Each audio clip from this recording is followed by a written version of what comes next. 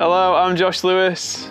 And I'm Mariano, engineer at SCOR Mountain Bikes. And we're going to run you through the 2030. I want to talk about what made you want to build this bike and what characteristics were you aiming at when you were thinking about?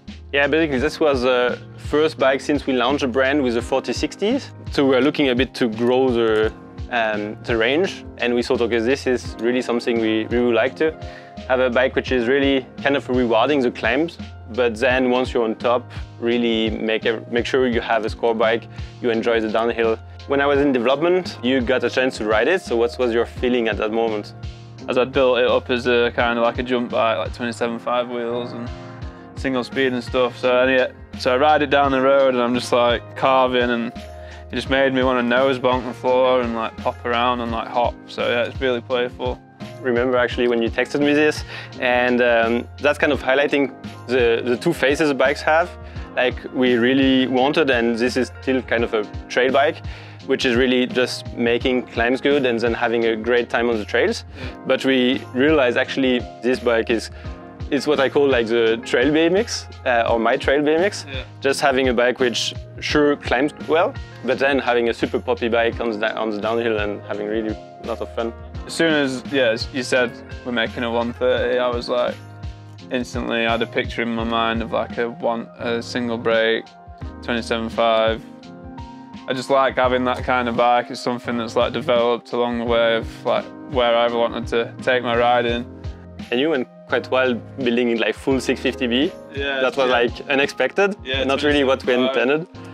Well, that's been the cool thing. You were then telling me that you were riding yours in 27.5. Actually, yeah, I did. Like it's funny. We sent two frames, one to you, one to Ludo, and it's kind of showing these two phases. Like you going pretty wild on the like full slopeside bike, almost like from our point of view, and Ludo going more on the first intended use, more trail riding, having the front like giving you all the confidence with a pretty slack hand angle, especially for a trail bike like this. It's like 64.5, but still having the short chainstays. And this really gave a bit the SCOR characteristics. And I think this is also what makes kind of the side you appreciate on the bike. Yeah. What I like about bikes like this is you can go on a spontaneous ride around your hometown, and then you can go in the woods and then jump and then turns, and you just seat up, seat down. You know, it's like, I think it's going to be the bike I ride the most. There's a label for every bike these days. To me, this is just a do-it-all bike, but what would you label this bike as? Is it down country? For us, a down country bike is more a XC bike that you kind of push toward a bit like rougher things. I think we really want to do a trail bike, like something that pedals well, enjoys everything, but we really wanted to have a kinematics that is progressive enough so that you can actually go hard on it, jump with it without going through the travel too easily.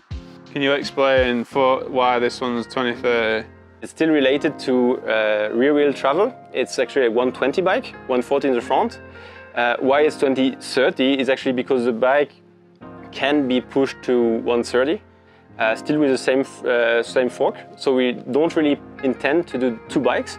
It's just like it has a capacity and the clearance to actually go to 130 if you want to kind of push it a bit. What have you refined on this frame? It has been one, I think, major focus is learning from the little things we had on 4060 and focusing on user friendliness.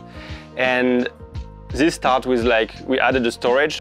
And for this, we actually had this down tube storage. So you open up at the bottle cage place, and you have access to the down tube to actually have all your essentials. And there is a little pouch inside.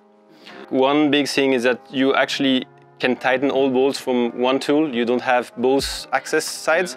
So if you're on a trail, you can just retighten everything.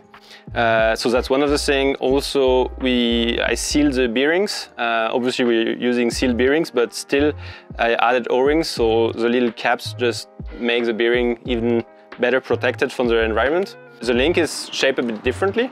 It's also open from the back, so now you have really like a mud fender that just makes the mud treading much better. And that really has been a huge part of the tiny improvement we did. The rest is actually pretty similar. We even have the same head angle. Just like we really designed the bike with 64.5 in mind. But we had this headset we used from 4060. So from 64.5 you can actually make it steeper to 65.5. And for people maybe not having some steep parts on where they're riding, actually they maybe also don't need this slackness. So that would be the user case I would see where people would go a bit steeper again. Also chainsail protection, we reuse quite a bit of things that really worked well, making the bike super silent. I would say the only kind of change in standard is actually the chainline. We went from 52, which was a regular boost, to 55. And this is a standard that's coming anyway with SRAM T-Type and so on, like all brands are moving to this, so we just went a bit early. The bike is still compatible with 52, so if you have a crank with regular boost, you can still use it. We wanted to keep it flexible, but the bike is actually designed for 55 now.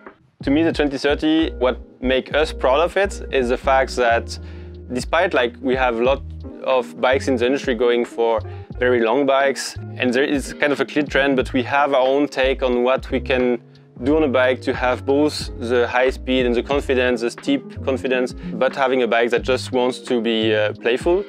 And that's really what makes it special. So that was the new SCOR 2030. You can find out more on scoremtb.com, and hell yeah!